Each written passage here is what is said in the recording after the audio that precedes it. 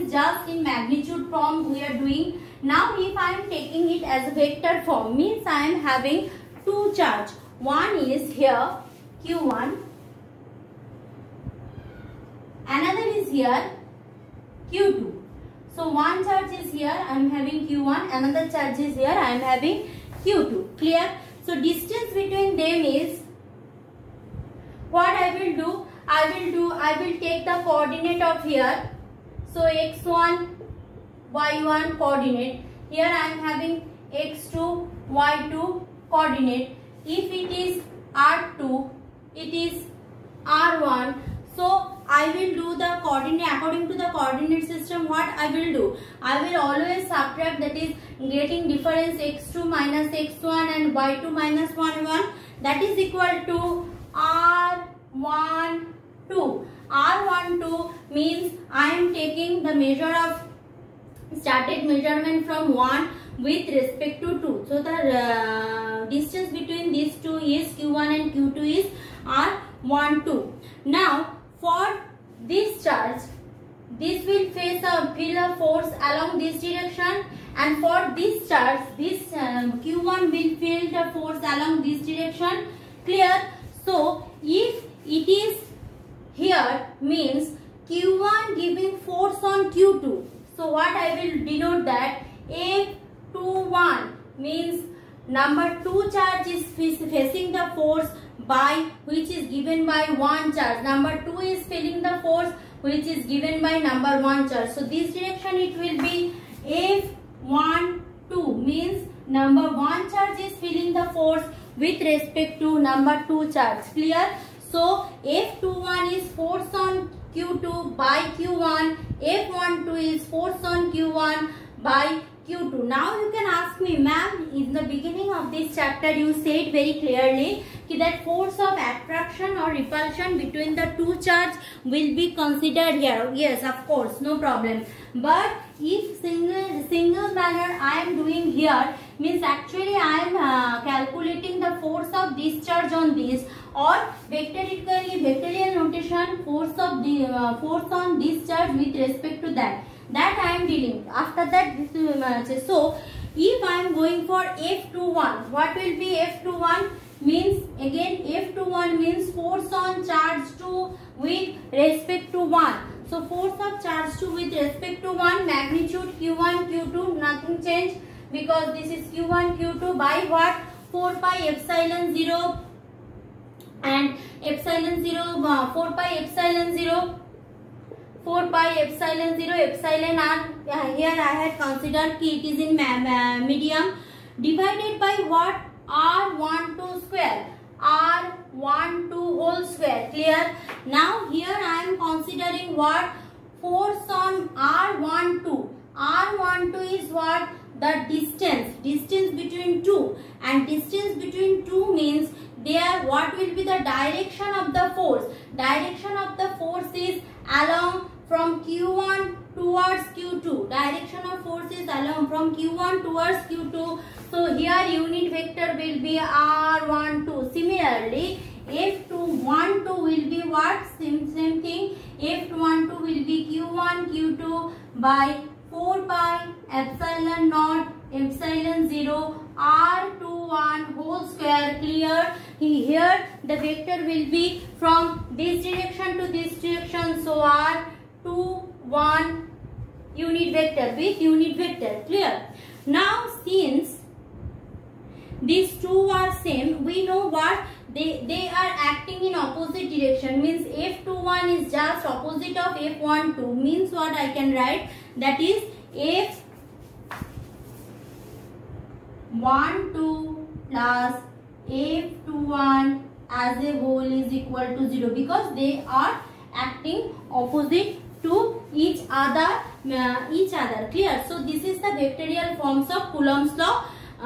Just for these two notation, remember that, because that will help you to solve that numerical problems came in the will come from this chapter. Clear? Numerical problem come from this chapter. Clear? Now things to remember, what I need to remember when we are dealing with Coulomb's law.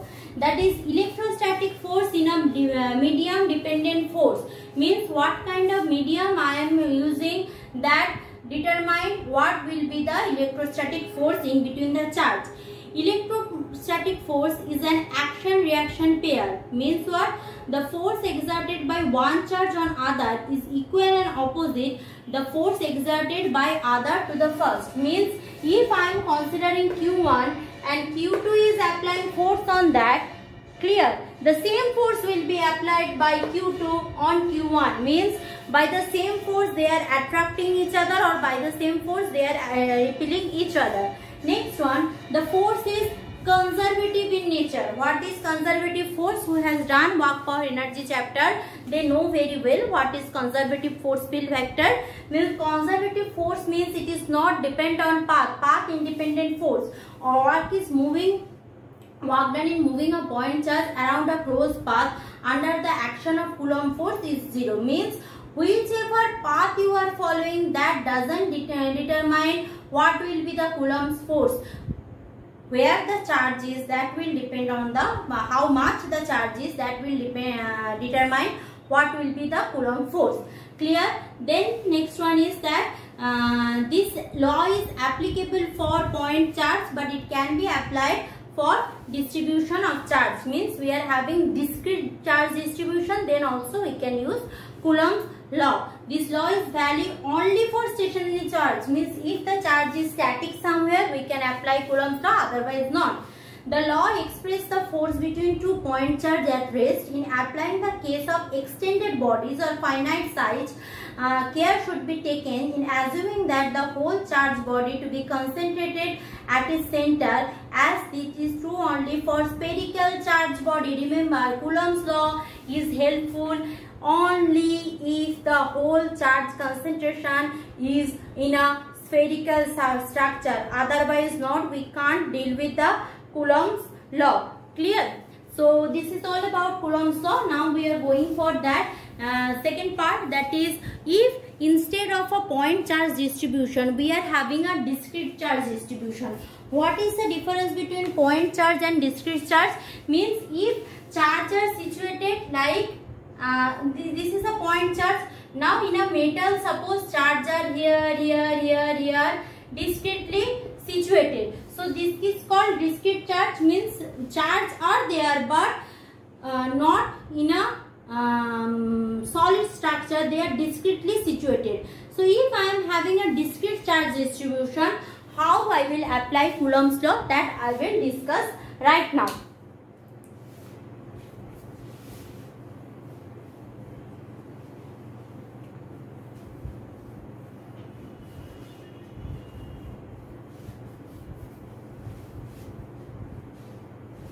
Clear? So let's go for that one. That is called that. By that means if a charge in a metal, suppose in a metal, here I am having Q1, Q2, Q3.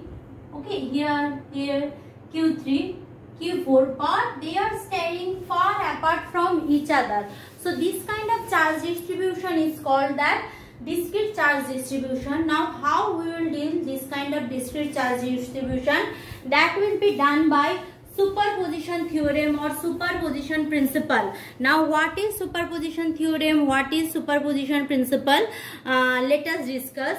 Whenever we are having that kind of discrete charge distribution, we will take one test charge, and depending on that test charge, we will investigate on the other charge, then add all the effect, and we will get the complete effect of all the charges. So that will be the discussion part of my next video. Thank you. You just go to the description box for the notes. Thank you, class.